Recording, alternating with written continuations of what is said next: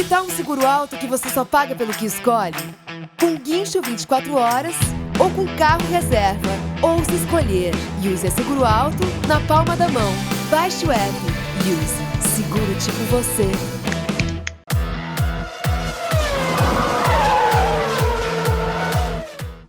E muito bem, amigos, chegando esse domingo, muito obrigado desde já a Rodrigo Berton, a grande zica desse domingo, no vídeo de ontem do nosso GP às 10, eu falava que gostaria de ter uma corrida tranquila, calma, plácida, para que tivéssemos uma tarde, uma noite tranquilos, e no fim das contas não foi o que aconteceu, até pela consequente análise dos comissários sobre o caso de Hamilton que falaremos ao longo desse vídeo. O fato é que o GP da Alemanha saiu do comum, como sempre tem acontecido em provas nesse ano, sempre um fator que muda a situação, e o fator da vez foi a chuva que permitiu a Lewis Hamilton sair do 14º lugar para conquistar uma vitória inesperadíssima nesse domingo na Alemanha, numa situação de pista muito similar à que a gente viu em 2000, quando parte da pista da então Floresta estava molhada, parte dela estava seca. Barrichello, largando em 18º, venceu a sua primeira corrida na Fórmula 1 pela Ferrari, muito relembrada, acho que todo mundo sabe o que aconteceu nessa corrida. Se não sabe, sempre tem um YouTube ou um videozinho qualquer que você busca na internet para achar os melhores momentos ou a corrida inteira dessa conquista. Então vimos uma situação em que Hamilton volta à liderança do campeonato por conta principalmente do erro bizonho, tosco de Vettel ali no estádio, puxando mais que o carro permitia naquele momento em que a pista estava molhada, acabou entregando 25 pontos de bandeja para o rival e concorrente, e uma situação também chata do Vettel em falar depois que foi um erro pequeno e que ele não vai deixar de dormir por causa disso. Claro que cada um tem o sono que lhe convém, toma remédios que lhe convém para dormir, um chazinho e tudo mais, mas falar que foi um erro pequeno, não foi um erro pequeno. Eu tenho certeza que o Vettel vai se remoer por causa desses 25 pontos perdidos hoje, lá no final do campeonato, porque eles vão fazer falta sim para uma eventual conquista do pentacampeonato. E ele, mais uma vez, faz um papel, como eu coloquei no blog, de motoboy de paçoca, Ele vai e entrega essa encomenda, esse delivery, ele faz esse delivery entregando esses pontos fundamentais para essa disputa do título que está, obviamente, agora resumindo entre os dois pilotos, já que Mercedes e Ferrari abertamente fizeram de seus escudeiros dois marionetes com os quais ela consegue trabalhar da melhor forma possível, sem nenhuma contestação, e é por isso que eles estão nessa situação de fato, e é por isso que eles vão conquistar grandes coisas na Fórmula 1. É uma pena que Raikkonen e Bottas sequer se manifestem contra, sequer batam o pé para que tenham espaço e oportunidades na equipe. Na 11ª de 21 provas do campeonato, portanto quase que na transição da metade do campeonato para o outro, eles se entregam em função dos seus companheiros de equipe. Raikkonen bizonhamente falando que estava esperando uma definição mais clara da Ferrari para abrir passagem para o Vettel, e no fim das contas isso acabou atrapalhando tanto sua prova, que ele até poderia vencer a prova, vide o erro que o Vettel acabou cometendo naquele momento. Se pudesse ter uma definição, uma continuação da prova naquele sentido, com o Raikkonen em primeiro, ele voltaria provavelmente em primeiro naquelas condições da pista. E aí o Bottas também com ímpeto para passar o Hamilton, muito provavelmente com muito mais carro e pneus para passar o Hamilton, e aí abre mão e escuta aquilo numa boa. Eu realmente não gosto disso, não acho isso salutar para uma competição em alto escalão, embora se saiba que a Fórmula 1 seja um esporte de equipes. Acho que o piloto tem de bater o pé e falar que ele tem valor ali para conquistar o seu espaço, e ali havia muito espaço para o Bottas conquistar a primeira vitória no ano, até porque ele ainda tem chances de conquistar o título desse ano. Vide os resultados que veio obtendo ao longo da temporada. Se não obteve vitórias, sempre esteve ali batendo na trave, chegando na segunda colocação, ou quando não termina é por um problema da Mercedes. Então me dá pena, primeiro, de ver uma situação dessa voltar a acontecer tão abertamente, a ordem de equipe funcionando para as duas escuderias principais do campeonato, e os dois aceitando tão facilmente, tão fragilmente essa ordem de equipe imposta pelos dois.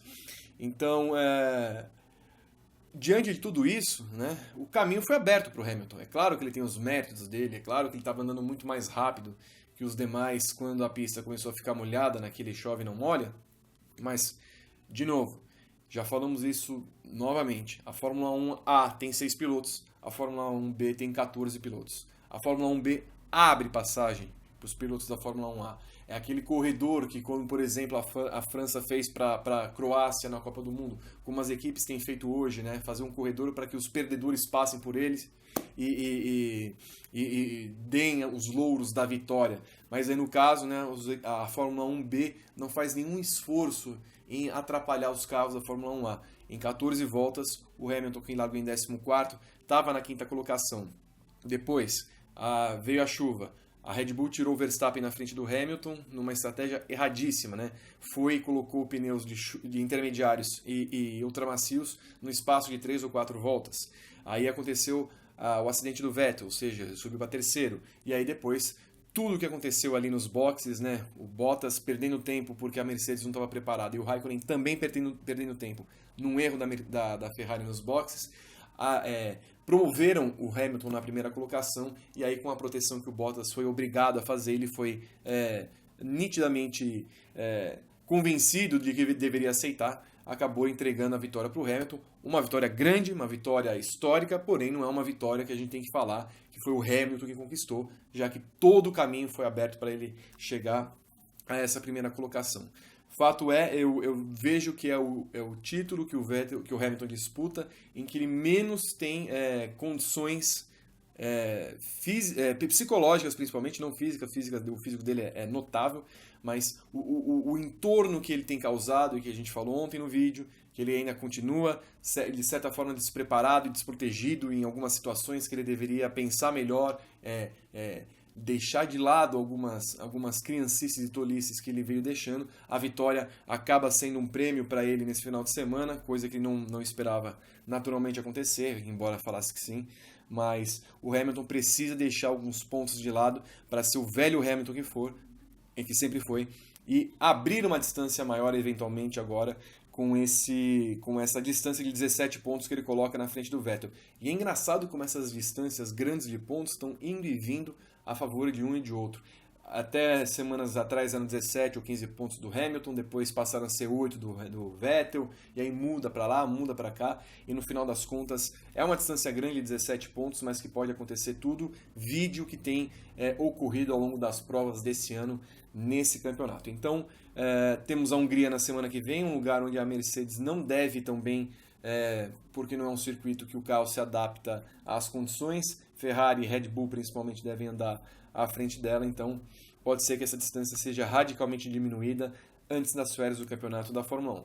Fato é que o Vettel tem entregado muitos pontos bizonhamente, aconteceu na França e agora acontece no GP da Alemanha na sua casa, e até por isso que eu considero que Bottas e Raikkonen não devessem entregar as posições de bandeja como eles entregam ou como não procuram ter, no caso específico do Raikkonen. Então, eles têm alguma chance ainda, visto que seria uma Fórmula 1 de 4 pilotos, já que os dois carros da Red Bull não têm condições de mais brigar por título algum e precisam ainda de uma potência maior no motor da Renault para conquistar isso. E por fim, né, a gente não pode esquecer e tem que detalhar muito bem o que aconteceu naquele momento da entrada do Hamilton nos boxes. Eu entendo que a Fórmula 1 tem uma preocupação e seria muito feio chegar e tirar a vitória de alguém que largou numa 14ª colocação, uma vitória que iria entrar obviamente para todos os livros de recordes, uma vitória que seria lembrada como uma vitória igual àquela do Barrichello. Sair numa posição dessa, embora tivesse o caminho aberto, não é fácil, mas se tem um regulamento específico e que está na FIA para todos os seus regulamentos de automobilismo, que não se pode cortar o caminho entrando nos boxes e depois indo para a pista, independente de qualquer argumentação, ainda mais usando candura, é inadmissível que a gente tenha seriedade por esse campeonato e seriedade em qualquer punição que a FIA aplique de agora em diante, embora já tenha errado em muitas outras punições, embora já tenha feito muitas cagadas, literalmente, em relação às punições, mas argumentar que isso foi feito de forma cândida, não me parece plausível e sério num campeonato como a Fórmula 1. O fato deles terem admitido, eles só poderiam ter admitido que erraram, porque todo mundo viu, não é mesmo? Só que isso se fez não por um motivo de força maior, porque um erro da Mercedes nos boxes não é motivo de força maior.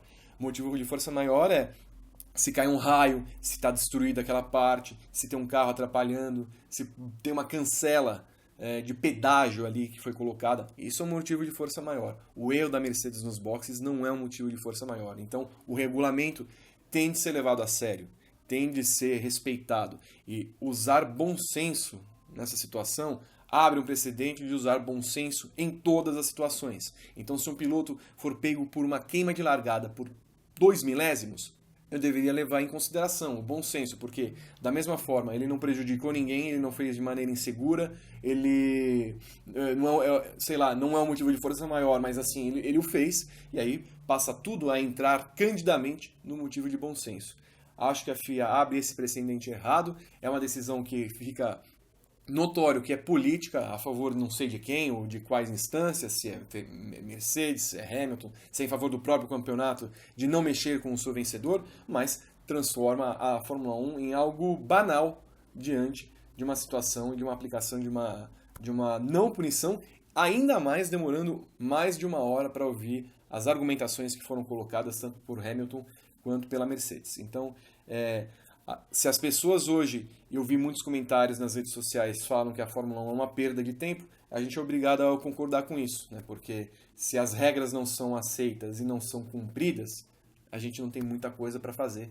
Então vira um campeonato de entretenimento, a gente acha que está sendo enganado, é tipo um WWE da vida, que as lutas são combinadas, você dá um soquinho de cotovelo, o camarada cai, e aí vira uma coisa muito banal numa Fórmula 1 que precisa e tem de ser vista em termos competitivos, porque, de novo, acompanhar um carro de Fórmula 1 ter tanta facilidade para passar outros tantos é muito chato, é muito ruim, é uma coisa previsível, inclusive, né? A gente fazia quase um bolão antes do começo da corrida para saber em quantas voltas o Hamilton ia superar todos os seus adversários. No caso, o 5º colocado da corrida era o Magnussen, que na 14ª volta de 67 foi superado pelo Hamilton sem muita dificuldade. Então, se a Fórmula 1 tinha outras preocupações para ver, como o Alonso, inclusive, pediu, ele falou que não vai ficar a partir de 2021 ele não estará na Fórmula 1, mas ele falou que além de fazer novas regras, a Fórmula 1 deveria se preocupar em consertar os erros das atuais.